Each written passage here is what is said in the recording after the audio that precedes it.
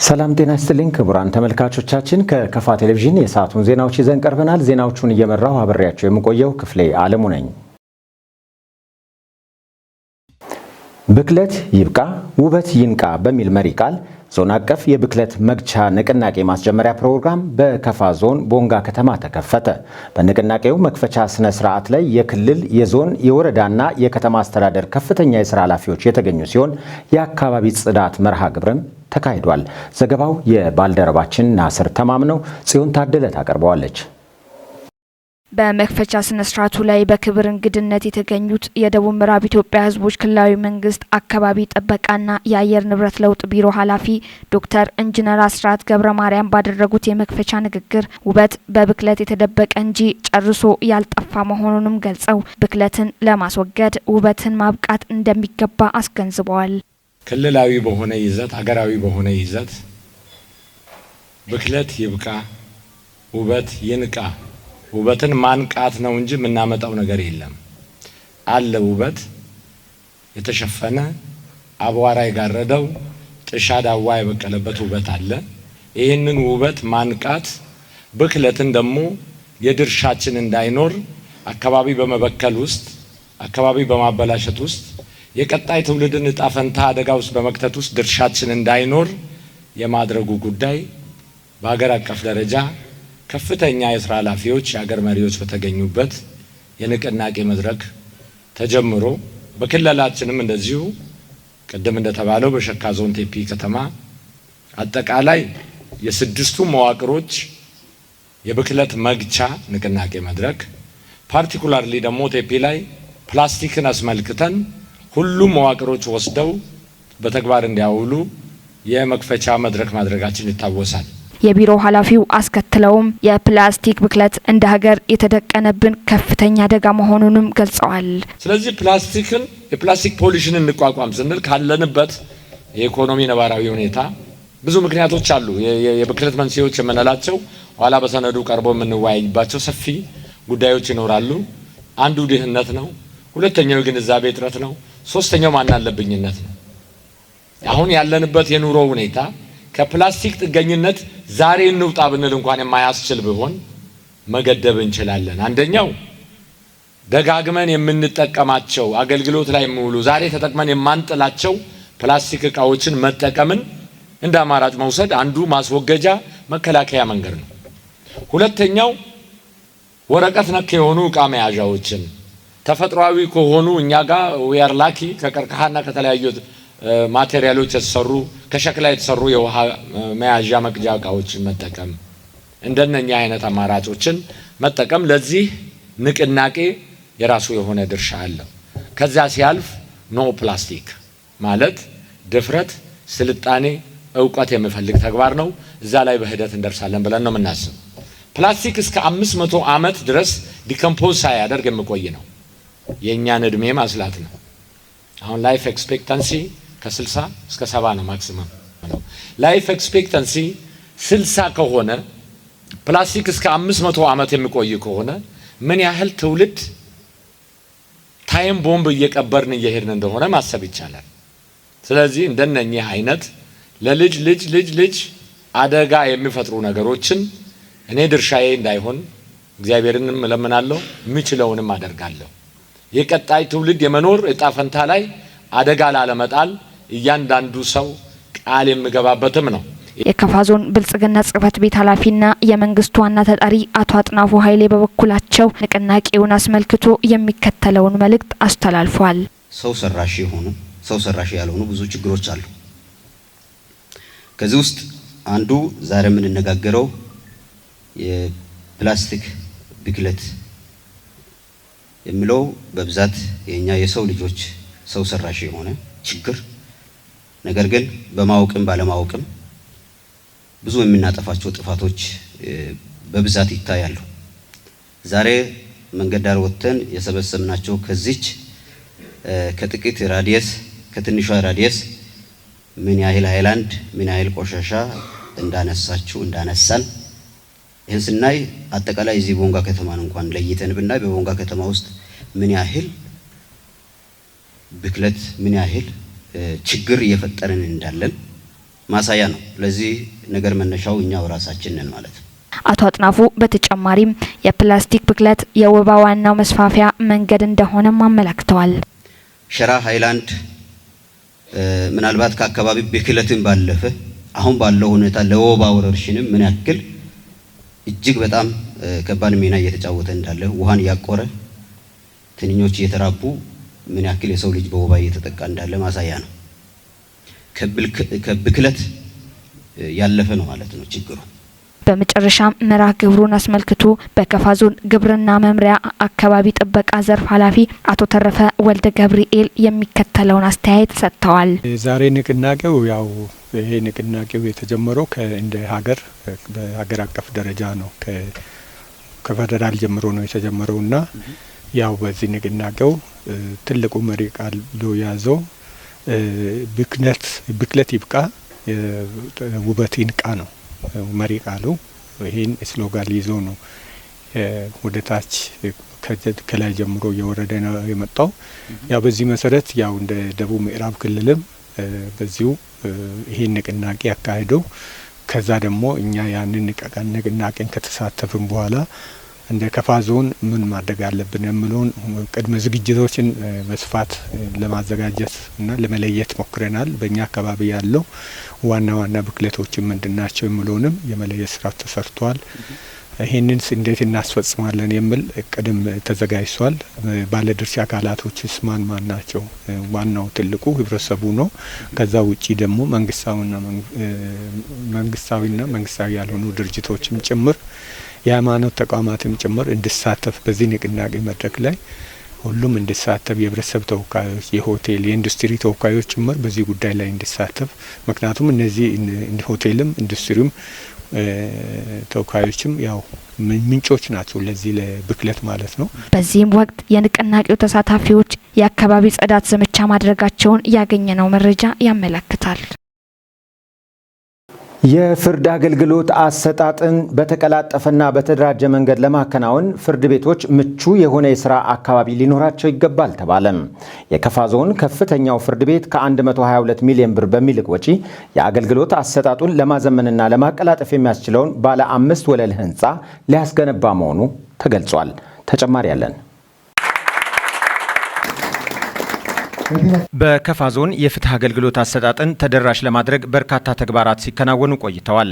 አሁን ደግሞ በተለይ የከፋ ዞን ከፍተኛ ፍርድ ቤት የአገልግሎት አሰጣጥን የተመቸ ለማድረግና ማዘመን ያስችል ዘንድ የዞኑ አስተዳደር በመደበው ከ122 ሚሊዮን ብር በላይ ወጪ ባለ 5 ወለል ህንፃ በቦንጋ ከተማ ለመገንባት የሚያስችል የመሰረት ድንጋይ የክልሉ መንግስት ረዳት ተጠሪ አቶ በላይ ተሰማ፣ የከፋ ዞን ምክር ቤት ዋና አፈ ጉባኤ አቶ ግርማ ደፋር፣ የከፋ ዞን ዋና አስተዳዳሪ አቶ እንዳሻው ከበደ፣ የዞኑ መንግስት ረዳት ተጠሪ አቶ አጥናፉ ኃይሌ እና የቦንጋ ከተማ ከንቲባ አቶ አስማማው አደምና ሌሎች የሚመለከታቸው አካላት አስቀምጠዋል። የከፋ ዞን ዋና አስተዳዳሪ አቶ እንዳሻው ከበደ በዚሁ ጊዜ ባስተላለፉት መልእክት የተሻለና ቀልጣፋ አገልግሎትን ለተገልጋዩ ለመስጠት ምቹ የስራ አካባቢን መፍጠር ያስፈልጋል ብለዋል።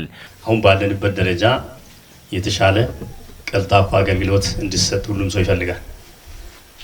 የቀልጣፋ አገልግሎትን ለመስጠት ደግሞ ምቹ የሆነ ኤንቫይሮንመንት ያስፈልጋል፣ ምቹ የሆነ ቢሮ ያስፈልጋል። በዚህ ደረጃ ላይ ወቅቱን የሚመጥን ነገር መሰራት መቻል አለበት። ይህ ሲሰራ ውስጡ የሚሰሩ አካላትን በተመቻቸ ሁኔታ ላይ ደስተኛ ሆነው መስራት የሚችሉበት ሁኔታ እንዲኖር ያደርጋል። የሚመጡ ተገልጋዮችም ራሳቸው ደስተኛ ሆነው የሚስተናገዱበት ሁኔታ ይመቻቻል። ስለዚህ ቀልጣፋ አገልግሎት መኖር መቻል አለበት። ጥራት ያለው አገልግሎት መስጠት አለበት ምንል ከሆነ ምቹ ሁኔታዎችን መፍጠር የሚያስፈልግ ነውና አቶ እንዳሻው አክለውም ቦንጋ ከተማን ማልማት ከተፈለገ በችግር ውስጥም ሆኖ ቁርጠኛ አመራር መስጠት ያስፈልጋል ብለዋል። በጀት ኖሮን አይደለም። አሁን እንደምታውቁት ደሞዝ ራሱ በወቅቱ እየከፈልን በጣም በርካታ ጩኸቶች አሉ። በየመምሪያዎቻችን ብትሄዱ የስራ ማስኬጃ ገንዘብ የለንም። በጣም ችግር ላይ ነው ያለነው። ነገር ግን ባለንበት ወቅት ላይ አንድ ጥሩ ነገር ጥለን ማለፍ የሚችልበት ሁኔታ እንዲኖር በማለት ነው። ቦንጋ ከተማን ማልማት ከፈልግ ቁርጠኛ አቋም መውሰድ ይግድ ያስፈልጋል። የከተማ አመራር የግድ በከተማ አስተዳደር ውስጥ የከተማን ፕላን ማስጠበቅ በሚያስችል መልኩ ካለ ያው ከተማችን አለማም አላደገም በሚል መልኩ ሊሄድ የሚችልበት ሁኔታ አይኖርም ማለት ነው። የዞኑ ዋና አስተዳዳሪ አክለውም የህንፃው መገንባት የፍትህ ስርዓቱን አንድ እርምጃ እንደሚያሻግረውም ገልጠዋል። ስለዚህ የዚህ ህንፃ መቀመጥ አንደኛው የፍርድ ቤቱን አገልግሎት ያሳልጣል፣ ወደ አገልግሎት ይሰጣል። ሁለተኛው ለከተማ መነቃቃት ሊፈጥር የሚችልበት ሁኔታ ይኖራል። በሶስተኛ ደረጃ ህንፃው በሚቋቋምበት ጊዜ የስራ እድልም ይፈጥራል ማለት ነው። በርካታ ሰዎች የቀን ስራን ምንን መሰረት አድርጎ ሊሰሩ የሚችሉበት ሁኔታ ይኖራል። ወደፊት ከፍተኛ ፍርድ ቤቱ ተቋቁሞ አልቆ ደግሞ ስራውን ሲጀምር ጎን ለጎን እዛ የሚመጡና የሚወጡ እንግዶች ጋር ተያይዞ እዛ አካባቢ የተሻለ የቢዝነስ እንቅስቃሴ እንዲኖር እንደሚችል ታሳቢ ይደረጋል ማለት ነው። ስለዚህ በብዙ መልኩ ይሄ ነገር ጠቃሚ ነው። የዞኑ ከፍተኛው ፍርድ ቤት ፕሬዝዳንት አቶ መንግስቱ ከበደም የመሰረት ድንጋዩን መቀመጥ ተከትሎ ተከታዩም ብለዋል። ለዲሞክራሲ ግንባታ፣ ለመልካም አስተዳደር መስፈን፣ ልማት ለማፋጠን፣ ህግ የበላይነትን ለማረጋገጥ፣ የዜጎችን መብትና ነጻነት ለማስከበር የዳኝነት ዘርፍ ሚና ከፍተኛ እንደመሆኑ አገልግሎቱን ለማሳለጥ ብቁ የሆነ የሰው ኃይል እና ምቹ የስራ አካባቢ አስፈላጊነቱ አጠያያቂ አይሆንም። በመሆኑም የከፋ ዞን ከፍተኛ ፍርድ ቤት በአዋጁ የተሰጠውን የዳኝነት ስልጣን ጥራት፣ ቅልጥፍናና ተደራሽ በሆነ መንገድ ማድረስ እንዲቻል በተዘዋዋሪ ችሎቶች አገልግሎት እየሰጠ የሚገኝ ሲሆን በቅርቡ የ5 ወረዳ ነዋሪዎችን በሚያማክል መልኩ በየካ ከተማ ምድብ ችሎት ለመመስረት በሂደት ላይ ባለንበት በዚህ ወቅት ይህ የከፍተኛ ፍርድ ቤት ህንፃ መገንባቱ የዞኑ መንግስት ለፍርድ ቤቶች የሰጠው ልዩ ትኩረት ማሳያ ሆኖ የሚወሰድ ነው። የደቡብ ምዕራብ ኢትዮጵያ ህዝቦች ክልል መንግስት ረዳት ተጠሪ አቶ በላይ ተሰማም የዞኑ አስተዳደር በችግር ውስጥም ሆኖ ይህንን አይነት ተግባር ለመተግበር በመነሳቱ ምስጋናቸውን አቅርበዋል። ማመስገን የሚገባኝን አካል ማመስገን ስላለብኝ ነው። ለዚህ ሁሉ ቅድም እንደተባለው የአንበሳውን ድርሻ የወሰደው የከፋ ዞን ነው። እጅግ በጣም አድርጌ አመሰግናለሁ። ሰው ራሱን ስለማያመሰግን እኔ እነሱን እጅግ በጣም አድርጌ አመሰግናለሁኝ። ይሄ ብቻ አይደለም። ክልል ከመሰረትን በኋላ አሁን በአስተዳደር ደረጃ እየተሰሩ ያሉ ህንፃዎችንም እያየን ስለሆነ ዞኑ ካለው አቅም ያለውን በጀት ቆጥቦ ለዚህ በመድረሱ እጅግ በጣም ሊመሰገን የሚገባ ስለሆነ አመሰግናለሁ። አሁን እየተሰራ ያለው ነገር በጀት ባይኖርም ትልቅ አመርቂ ነው የሚል ነገር አለኝ። ከዚህ ባሻገር የከተማችንን ውበት ለማስጠበቅ አሁን በሚደረገው የስራ እንቅስቃሴ በርካታ ስራዎች እየተሰሩ ነው ያሉትና እንደዚህ ያለ የተንጣለለ ህንፃ መሰራቱ ደግሞ የከተማችንን ውበት የሚጠብቅና ከተማችን አሁን ባለው ደረጃ የአንደኛ ደረጃ ከተማ መሆኑን የበለጠ ሊያጠነክርና ሊያሳልጥ የሚችል መሆኑንም የሚያሳይ ነገር አለ። በተለይ ደግሞ ከፍተኛ ፍርድ ቤታችን እንደ ስሙም ከፍ ያለ ቤት ውስጥ ቁጭ ብሎ ለሚዳኘውም እጅግ በጣም አኩሪ የሆነ ህንፃ እንደሚሰራ ከዲዛይኑ መረዳት የሚቻልበት ሂደት አለ። በዛ ሂደት ደግሞ እጅግ በጣም የመልካም አስተዳደር ችግሮችን ለመፍታትና ያለምንም ችግር የዳኝነት አካሉ መስራት የሚገባውን ነገር እንዲሰራ ለማድረግ የሚያስችል ህንፃ መሰራቱ ሁላችንም ልናመሰግነው የሚገባው ተግባር ስለሆነ ይህንን ተግባር የፈጸሙ ዞኑ አስተዳደር፣ የከተማው አስተዳደር ይሄን ደግሞ ተከታትለው በጋራ ለመስራት የሄደው የከፍተኛ ፍርድ ቤት ፕሬዝዳንቶችን ለዚህ ነው እናመስግን ያልኩት። አሁንም አንድ ያመስግኑልኝ። ለልማት ስንነሳ ደንቃራዎቻችን በርካቶች ናቸው ያሉት አቶ በላይ እነዚህን ደንቃራዎች በጽናት ማለፍ አለብን ብለዋል። መልካም ስራዎችን የሚወዱ አካላት ያሉትን ያህል መልካም ስራዎችን ደግሞ የሚነቅፉ አካላት ብዙ ናቸው። ይህን ሁሉ ቻሌንጅ የግድ አሸንፎ የተለያዩ ነገሮችን አሸንፎ ወደዚህ መግባት ትልቅ ነገር ነው። ይህን ለማደናቀፍ የሚያስቡ አካላት ብዙ ናቸውና አሁንም በተለያየ አይነት መንገድ ልማታችንን እድገታችንን ሊያደናቅፉ የሚችሉ ከውስጥም ከውጭም ይጠፋሉ ተብሎ አይታሰብም። በዋነኝነት ግን ቆራጥ ሆኖ መስራት ኃላፊነት ከሁላችንም ይጠበቃል የሚለው ነገር መውሰድ ነው። በተለይ ደግሞ እጅግ በጣም ደስ ያሰኘኝ ኢቭን እንኳን የገንዘብ እጥረት ገጥሞን አንዳንድ ነገሮችን ወደኋላ እጃችን ቢያዝም በራሱ ገንዘብ ሰርቶ በሂደት ሊጠይቀን የሚችል ኮንትራክተር ነው ይህን ህንፃ የወሰደው ማለት ነው። ስለዚህ ኩሩ የሆነ ኮንትራክተር ነው ያለን። ስለዚህ የአካባቢውን ሰርዶ በአካባቢው በሬ እንደሚባለው ሁሉ ችግራችንን በጋራ ቀርፎ ይህንን ህንፃ በጥሩ ሁኔታ ሰርቶ ሊያስረክብልን ይችላል የሚል ግንዛቤ አለኝና እስካሁን ድረስ ላደረገው ነገርም ለወደፊትም ለሚያደርገው ነገርም እግዚአብሔርን ብርታት እንዲሆነው እናንተ ብታመሰግኑልኝ ደስ ይለኛል። የከፋ ዞን ከፍተኛው ፍርድ ቤት አዲሱ ህንፃ ከ122 ሚሊዮን ብር በላይ የሚፈጅ ሲሆን በ2 ዓመት ወይም በ720 ቀናት ይጠናቀቃል ተብሏል።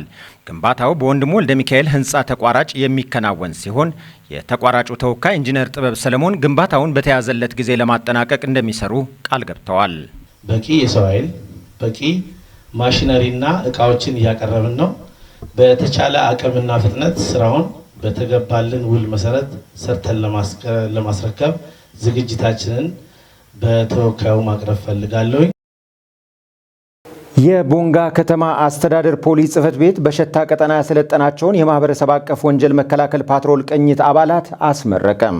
የፓትሮል ደህንነት ቅኝት አባላት የአካባቢውን ሰላምና ደህንነት በማስጠበቅና የመሰረተ ልማት ስራዎችን እውን ለማድረግ መረባረብ እንዳለባቸው ተመላክቷል። ሀብታሙ ወልደስላሴ ቦንጋ ከተማ አስተዳደር ፖሊስ አዛዥ የተቀናጀ ወንጀልን መከላከል ስራዎችን መስራት እንደሚያስፈልግ ጠቁመው በከተማው ይፈጸሙ የነበሩ ወንጀሎች መቀነሳቸውና የማህበረሰብ ተሳትፎ በመኖሩ ተጠናክሮ ሊቀጥል ይገባል ብለዋል። ኢንስፔክተሩም ቦንጋ ከተማ አስተዳደር ክልል ውስጥ ያው 6 ቀበሌዎች እንዳሉ ይታወቃል። በእነዚህ ሌሎች ቀበሌዎች ላይ ስናሰለጥን እስካሁን ቆይተናል። ዛሬ ደግሞ ያው 02 ቀበሌ ላይ ዛሬ አሰልጥነን ዛሬ ለምረቃ እያቀረብን ይሆናልና ይህንን እያስመረቅን ያልናቸው ያው አባላቶች ሰፊ ሚና ያላቸው ናቸው። ምክንያቱም ከዛው ማህበረሰብ ውስጥ በማህበረሰቡ አመኔታ ተመልምለው የወጡ ለኛ ያገለግላል ብለው ማህበረሰቡ ያመኑ አካላቶች ናቸው ዛሬ ስልጠናን ወስደው እየተመረቁ ያሉት። እነዚህ ማህበረሰቦች ደግሞ ባሉበት ቦታ ላይ ባሉበት ቀበሌ ላይ ከቦታ ቦታ ተንቀሳቅሶ ወንጀልን ሊፈጥሩ የሚችሉ ሰዎች ወይ እየፈጠሩ ያሉ ሰዎችን በማደን በማስተማር በመያዝ ከፖሊስ ጎን በመሆን ማህበረሰብ ላይ በየጊዜው እየደረሰ ያለውን በደል እየተፈጠረ ያለውን ወንጀል በስፋት ሊቀንሱ ይችላሉ ብለን ያመናቸው አካላቶች ናቸው ዛሬ ስልጠና ወስደው እየተመረቁ ያሉትና ከማህበረሰቡ የወጡት ለማህበረሰቡ የሚያገለግሉት ከማህበረሰቡም ጋር አብረው የሚኖሩት ከኛ ጎን ደግሞ ሆኖ የኛን የሥራ ባህልና ወግን ሰልጥኖ ለኛ አጋዥ የሚሆኑ አካላቶች ናቸው ብዬ ነው የምወስደው። ቦንጋ ከተማን ከወንጀል ነጻ በማድረግ ከሁሉም ህብረተሰብ የሚጠበቅ በመሆኑ ተጠናክሮ መቀጠል ይኖርባቸዋል ብሏል። ከተማችን እንግዲህ ከጊዜ ወደ ጊዜ እየሰፋ ሲሄድ በመሰረተ ልማትም በማንኛውም ነገሮች ላይ እያደገ በሚሄድበት ሰዓት ላይ ስለዚህ እነዚህ ውስን የሆኑ በጣት የሚቆጠሩ ደግሞ ችግር ፈጣሪዎች አልሞ አስቦና አቅደው የግል ግባቸውን ለማሳካት የሚንቀሳቀሱ አካላቶች አይጠፉምና እነዚህን አካላቶች ደግሞ ጸጥታ አካሉ ብቻም ሳይሆን ማህበረሰቡም ጭምር ሰፊውን ሚና መጫወትና በጋራ አካባቢያችን ላይ ልንቆም ይገባል። እንግዲህ እንዴት ነው የምንቆመው? ችግሮችን በቅድመ መከላከል ላይ ነው። ወንጀሎች ከመፈጸማቸው በፊት ታስቦ ባሉበት ቦታ ላይ ማክሸፍ፣ ከመሰራታቸው በፊት ላይ አክሽፎ መያዝ፣ ለህግ ማቅረብ። በዚሁ ልክ ደግሞ ማህበረሰቡ በዛ ልክ ነቅቶ ከራሱ ቤት ጀምሮ ለጎረቤቱ የሚደርስ ማህበረሰብን መፍጠር ነው ትልቁ ነገር። በማህበረሰብ አቀፍ ወንጀል መከላከል ጽንሰ ሀሳብ ላይ ትልቁ ሚና የማህበረሰቡን ጸጥታው አካል ማስተማር ነው። ማህበረሰቡ ደግሞ ያንን የተማረውን ነገር ከቤቱ ጀምሮ የቤት ፖሊሲንግ አለ። ያ ማለት ምንድነው? በቤት ውስጥ ያሉት አባወራና እማወራ ከራስ ልጅ ጀምራል፣ ከራስ ሰራተኛ ጀምሮ፣ ከራስ ተከራይ ጀምሮ አባወራዎች እንደ ቤተሰብ ፖሊሱ ነው ቤተሰብን ያሰለጥናል፣ ያስተምራል። ከህግ ጋር ያለው ተያያዥነትን ህገ ወጥ የሚኖር ወይም ህግ ያልፈቀዳቸውን ነገሮች ላይ እጃቸውን እንዲያሳጥሩ ጭምር ማስተማር ያስፈልጋል። አባወራው እማወራው በዚሁ ልክ ደግሞ ጎረቤት ለጎረቤት ይህንን ችግሮችን እንዴት መከላከል አለብን የሚለው ነገር በራሳቸው ማህበረሰብ በጎረቤት የተገኘውን ችግር እንኳን በራሱ መጀመሪያ መፍታት ያስፈልጋል። በራሱ መማማር ያስፈልጋል። በራሱ ችግር ናቸው ወይ ወንጀል ናቸው የተባሉት በወንጀል ነክ ሆኖ ብቻ የተጻፉበት ችግሮች ብቻም ሳይሆኑ ከማህበረሰቡ ወግም ቢሆን ያመለጡ ነገሮች ካሉ ያንን ጭምር ሼፕ ማድረግ ወይም መስመር ማስያዝን ይፈልጋል። አርቲስት ምትኩ በቀለ ቸውሲ እንዴኔ የተሰኘውን አዲሱን አልበሙን በአዲስ አበባ አስመረቀ።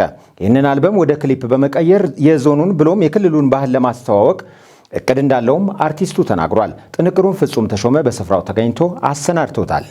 ኤኬቤታ ሽምቢ ቤኪዮ እንዲሁም አሻፍኖኔ የሙዚቃ ክሊፖችን ሰርቶ ለሙዚቃ አፍቃሪዎቹ ከዚህ ቀደም አበርክቷል። ድምፃዊ ምትኩ በቀለ ወይም ቸውሲን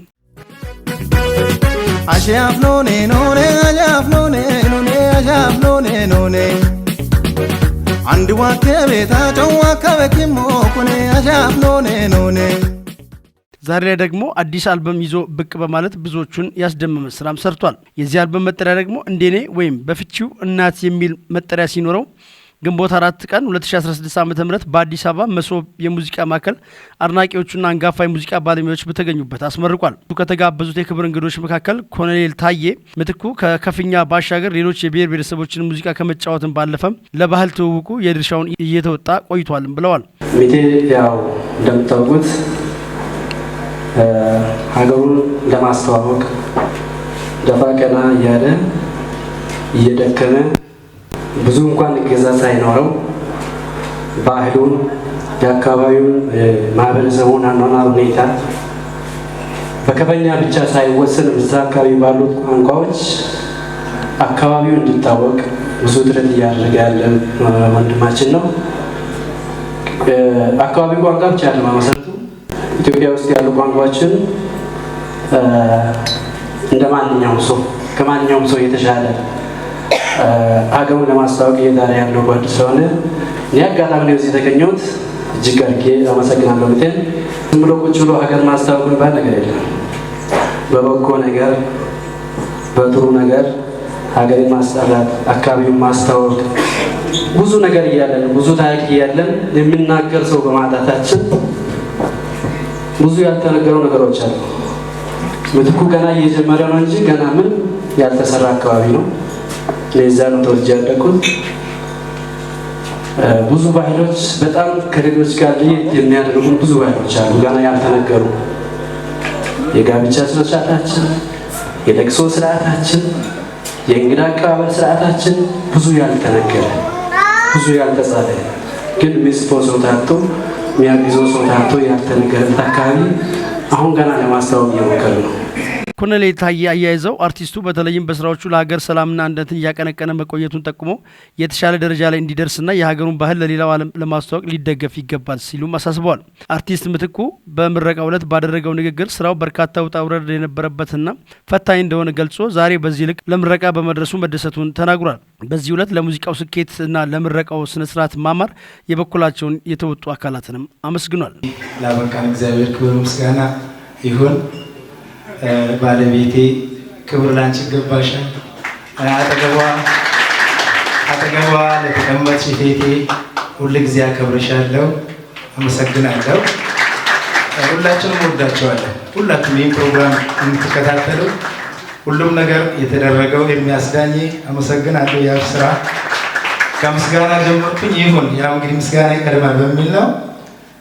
የሰው ልጅ ያስባል እግዚአብሔር ይፈጽማል የሚለውን ነገር አምንበታለሁ። ባይዘ እኔ ስስ ነኝ እምላችሁ ነገር ብዙ ትንሽ ነገር ታስደስተኛለች፣ ትንሽ ነገር ታስከፋኛለች፣ ግን ውስጥ የሆነ ነገር አለ ብዬ አስባለሁ። ሁለቱንም እንደዚህ ባላንስ እያደረገ የሚሄድ ነገር ስላለ እግዚአብሔር ይመስገን እየተከፋውም እየሳኩም እዚህ ደርሻለሁ። እችን ደስታዬን ለመጋራት ደግሞ እዚህ ስለመጣችሁ እግዚአብሔር ያክብርልኝ። ክብረት ይስጥልኝ። አመሰግናለሁ። የዚህን የምረቃ ድግባብ በፕሮግራም ይዘን የምንመለስ መሆናችንም ለማሳወቅ እንወዳለን። አብሮነት ኃያልክ እንደ ብርቱ ሬጌም ፍቅር ነው መሰረቱ። በሙዚቃ ጣም ከነውበቱ በአገሬ ባህል ሲያምር ስልቱ። ሬጌ ሰላም ክብር ለምድሬ ሬጌ ሁሌም ሰላም ለሀገሬ ሰሜን ደቡብ ምዕራብ ምስራቁ ሬጌ ሁሌም ተጸቢራቁ ሬጌ ሬጌ ከፋ